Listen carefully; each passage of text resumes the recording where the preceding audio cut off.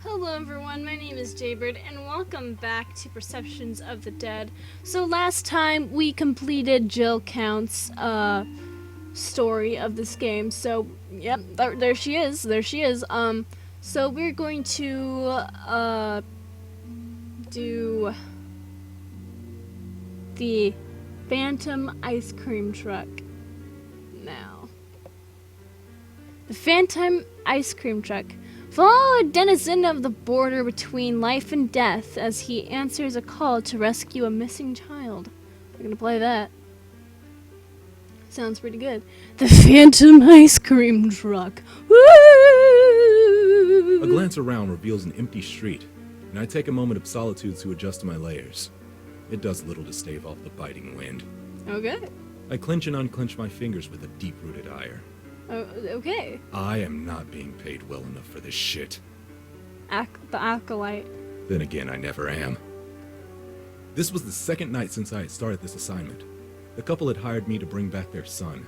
Oh god. They hadn't been so comfortable with the way the official investigation was turning up so very little, and how much the media had begun to spin the tale into a ghost story. Woo. The Phantom Ice Cream Truck.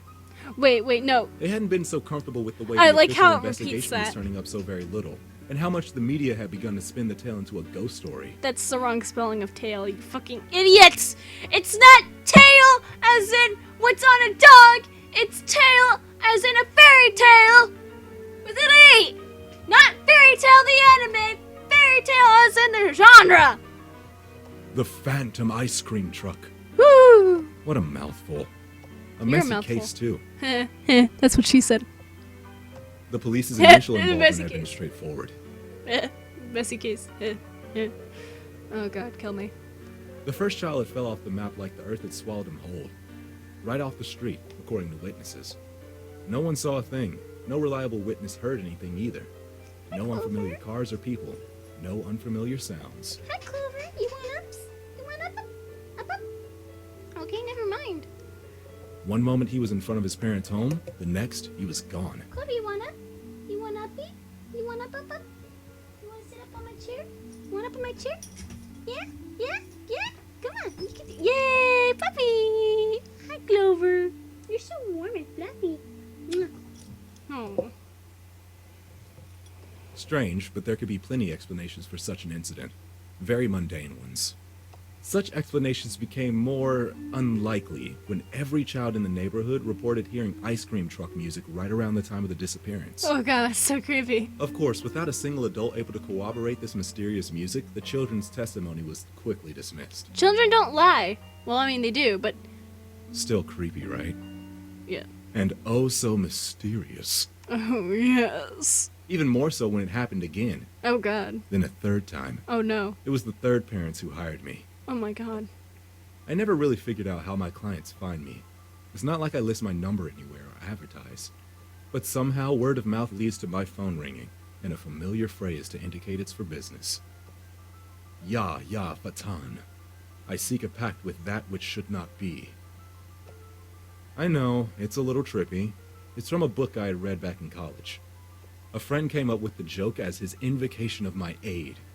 He must have used it dozens of times when we were younger, typically for a ride when he had been out drinking. I had become so used to it that when I first answered the phone and heard an unfamiliar voice say the phrase, I just kind of went with it. The next time it was the same, and then it became common.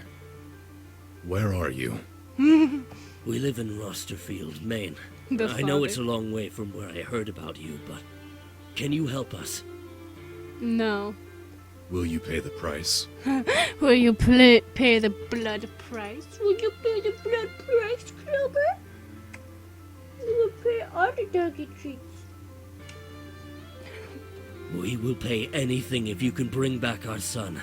The deal is struck. Oh my god, that's so fucking creepy. And with that, I called in sick to work. Told them I had the flu and would need a few days off. I was given shit about not getting my flu shot, but they didn't hassle me too much. That evening, I was on a plane. Oh god. Perceptions of the dead. I arrived at the house at midnight. Okay. I did not knock. Oh shit. I arrived at the house at midnight. Did they do a Wait, that was like they put both of voice actors' takes for that. That's kind of messed up, right? I was given shit about not getting my flu shot, but Oh shit! No! No! I No! take- No! I No! was- No! No! No! No! yes, No! No! No! I take a No! No! long No! smell- No! No! No! No! No! No! Oh Oh God! my- What the fuck I happened? was Why? bad. I called in sick to work. Why did this? I was Why given the? shit about not getting my flu shot, but they didn't hassle me What too the much. fuck That happened? evening, Why I would was it? on a plane. Why would I it arrived let at me? the house at midnight. I arrived at the house at midnight. Why would the fuck? Why did it let me skip all of that? What the I fuck? did not knock. After all, it was important to keep up appearances. The window to the left was latched, but the right slid up easily. I found the boys' room first and gave it a once-over. Legos, Ben 10 toys, and Star Wars paraphernalia littered the floors and walls. A quick once-over revealed nothing useful, though. Ben 10. I sat on the foot of the bed for almost 10 minutes before one of them stirred. Oh my god! That's really creepy. Normal reaction. I turn around slowly. Why the fuck did I do? Why am I like this? I return for what has been lost. From you, I need 2 items. I need a photo and an article of clothing. Something thick with its smell. How do you get into the house? The woman stands up slowly, edging against the wall, then runs to the child's room. She returns with a dirty soccer jersey and a copy of a Lost flyer. The father remains paralyzed, his eyes locked with mine.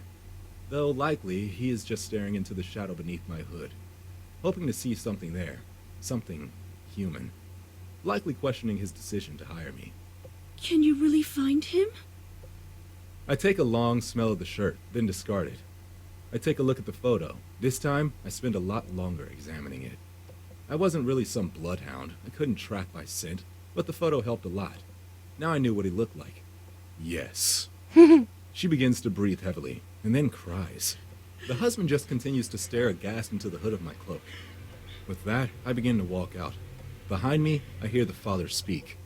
Oh, did we just send after our son? I don't know. I don't know what the fuck I am. Who the fuck am I? The first night had been uneventful. I had turned over the results of the police investigation and found myself wanting. Wanting what? Oh, anything resembling a lead.